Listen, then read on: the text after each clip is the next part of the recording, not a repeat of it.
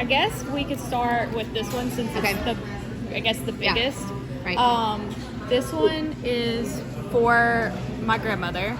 I originally got this piece when I was 17. She went with me. Okay. And I had an artist here in Birmingham do it at a place called Arrow Child. And that shop's no longer open, but the artist moved to a different shop, and he's an extremely good artist.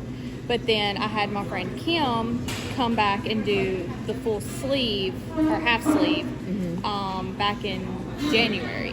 And this is a full painting that my grandmother did, and that's her signature. And we had chose purple to begin with because that's what she normally signed her name with. And then it just kind of fit that the painting she did ended up being purple, and she just signed her name in green because she had already been doing all this. But I have the painting with me, and that's the painting. That's awesome. And so, I mean, it looks extremely close Yeah, it really does. to my tattoo. Like, my artist did amazing with it for it to be watercolor. It really does. And then I have this cat on my wrist, which was mostly just because I'm a big cat person, even though I have dogs now. But you have dogs? Yeah, I have dogs, but I used to have 4 cats. Okay. But my fiance's allergic to them, so I had to get rid of them, like severely allergic. Okay. And then I have these. Okay.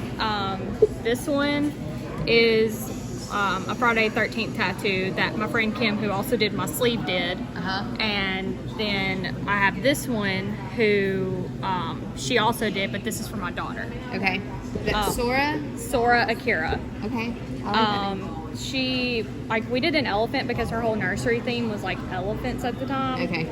So we just went back and did it. And I did like these colors, like the blues and pinks, because I already had like greens and, you know, yellows and oranges here. And so I wanted like something different to contrast. And, you know, I really like teals. So we just did this, and I wanted her name.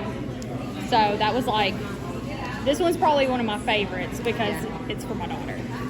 And then I have a big thigh piece here.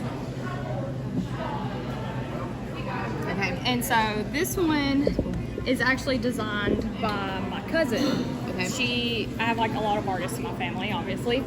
I wanted a tattoo, and so I sent her some ideas, and I was like, this is what I'm going for. And so she was like, okay. So she drew it up and, you know, designed it. And basically, between the hourglass and the skull, it just means like make the most of your time before you die. Like, just, you know, do everything that you can. And it's weird because I got this tattoo before I ended up putting myself in the hospital. So I had got this tattoo when I was 18 for my 18th birthday. And the next month is when my grandmother died. And so then from there, things kind of like spiraled.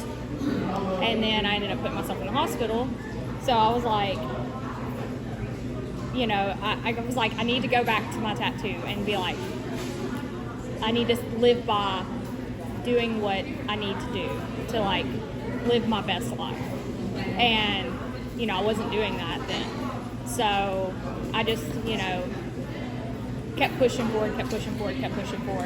And, you know, and tattoos are kind of like a therapy for me, I guess, now, because like that's why I went and got all the, like, I have a lot of ink that represents stuff that, you know, people aren't close to me. And so that's another reason why I have, like, my first tattoo I ever got is this one right here on my calf, and it's for my dad.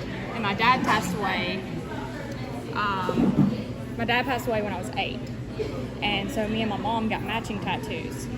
So this was my first, and my mom says Lee with a halo, and mine says Daddy with an infinity sign.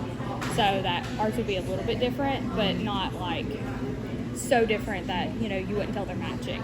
Yeah.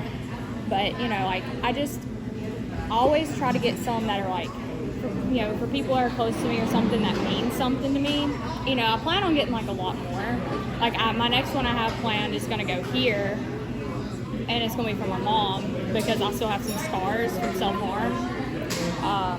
And she was like the one that was there for me when I was going through all the stuff in the hospital and everything like that. So I'm gonna get like a big flower and kind of incorporate more like flower pieces into it and make more of like a full sleeve.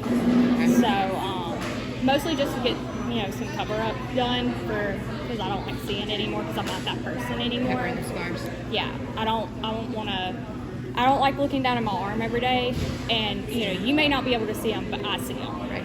I see my scars, and so I don't want that anymore. And you say it's like therapy. It is like therapy because like when I used to self-harm, it's like you get that feeling, and tattoos are a lot like that feeling, just prettier. You end up with something pretty in the end. Yeah, you end up with something pretty instead of like these awful scars. And so like, and it's hard having like money to go spend on them all the time. So like back when I was younger,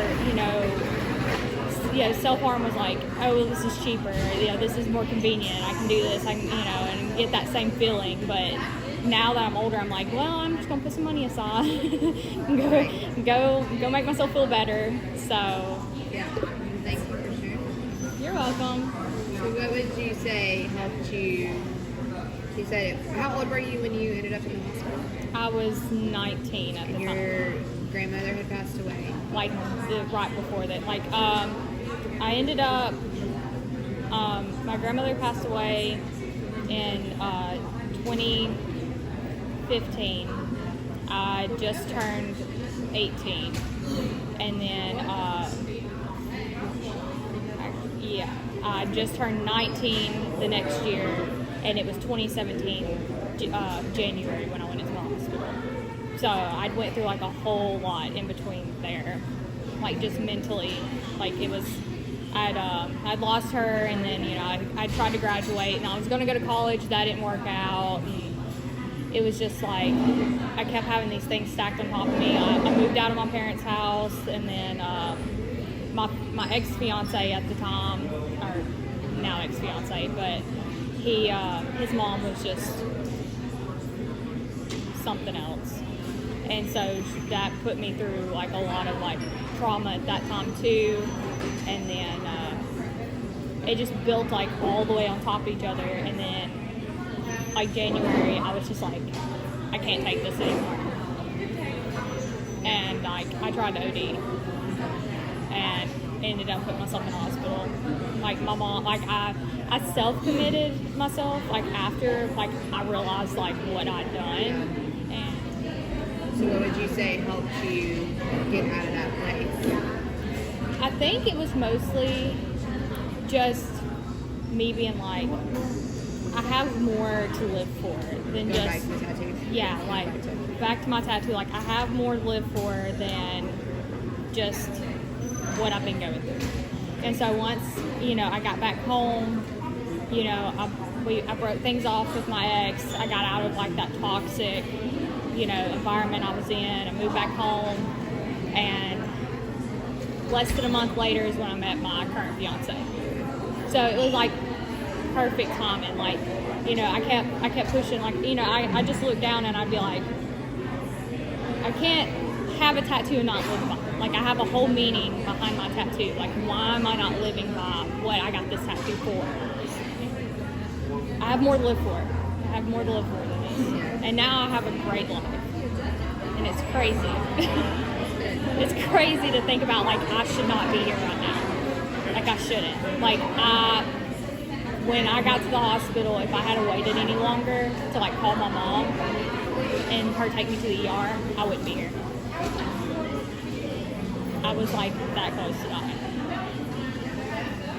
It was bad. Yeah.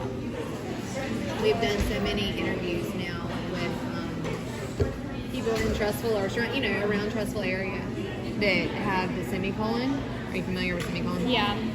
So like, Yeah, I mean, your it's story like never I didn't. stops. Right. Yeah. I mean, people that have attempted suicide, and I mean, I'm just first of all, I didn't know anything about semicolon until we started this project, and then like the amount of people here that you look at them and you're like, you look like perfectly fine, and like They have this whole backstory. and like some of them are like, yeah, I mean, really not that far out from it, and it's just crazy how so many people are struggling with, issues like that, and to the looking eye, people don't know.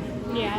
And people know how to mask it well. We know how to, mask it, or we know how to, like, sometimes it's on the other end. We don't know how to engage with people that might be struggling, and so we just avoid it.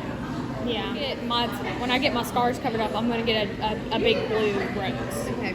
Like, because that's like, growing up, that's what I always saw with my mom, was like her having that tattoo. And so, like, and since she's like been really the only one there, like, my whole life. Like, not saying, like, my grandmother passed away, but I already have a tattoo for her. My dad passed away, I already have a tattoo for him. And so on and so forth. Like, my mom's the only other person in my life that's important to me that I don't have a tattoo for. And the only reason I don't is because I could never find what I wanted. And then recently I was like, that's it. That's what I want. Thank you.